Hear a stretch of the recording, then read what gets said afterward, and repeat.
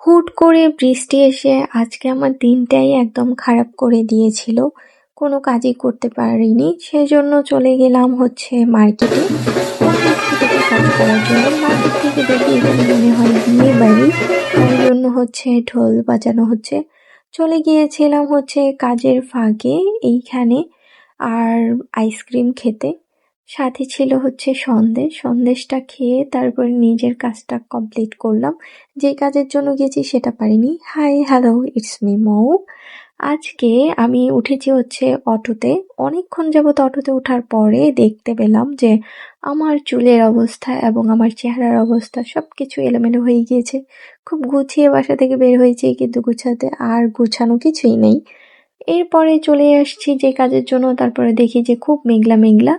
তাই আমি গাছতলা ব্রিজের এইখানে নেমে গিয়েছি। নেমে হচ্ছে মেঘ, গুঁড়ি গুঁড়ি এবং বাতাস, খুব বাতাস হচ্ছিল হুট করে।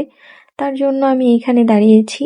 দাঁড়ানোর পরে আমি দেখতে পেলাম যে কিছুতেই এখানে আর দাঁড়ানো পসিবল না।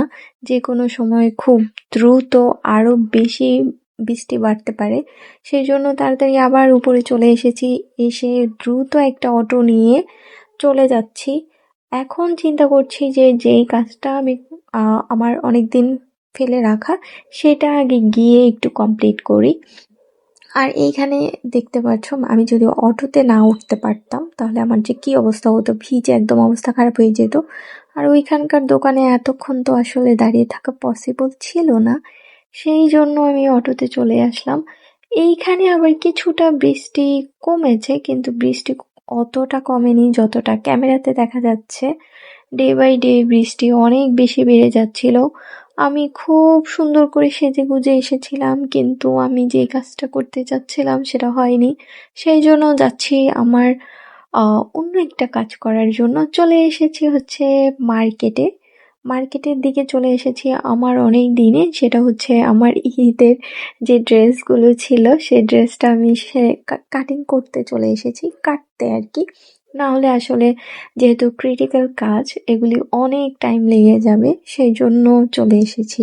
তাই কাটাকাটি শুরু করে দিয়েছি। আজকে ভেবেছি যেহেতু হচ্ছে ওয়েদার ঠান্ডা, মার্কেটেও কোনো লোক তেমন একটা আসবে না, সেই জন্য আমিও সেই সুযোগটা কাজে লাগিয়েছি। এই হচ্ছে আমার সেই পছন্দের ড্রেসটা, যেটা আমি গত ঈদও বানাতে পারিনি। সেই জন্য আজকের ঈদে আমি এটা বানিয়েই ছাড়বো। সেই জন্য আজকের বলতে সরি, এইবারের ঈদে। সেজন্য আমি চলে এসেছি এইখানে আমার ড্রেস কাটিং করতে। ড্রেসের কাটিং করার ফাঁকে লাঞ্চ টাইম হয়ে গিয়েছিল। সেজন্য হচ্ছে আমি গিয়েছিলাম একটু খাওয়া দাওয়া করতে। তো আমার লাঞ্চ টাইমে কেন যেন ভালো লাগছিল না যে মন মতো খাবার পাবো কিনা। তো বিরিয়ানি আমি নিইনি, সেজন্য আমি পরোটা আর হচ্ছে এই স্যুপটা নিয়েছি। এটা হচ্ছে চিকেন স্যুপ। চিকেন স্যুপ খাওয়ার পরে একটা আইসক্রিম খাবো চিন্তা করছিলাম, তো আইসক্রিম নেওয়ার পরে দেখি যে ভাঙতি নেই। পরে কি করব, নিয়েছি সন্দেশ। সন্দেশ খাওয়ার পরে চলে গিয়েছিলাম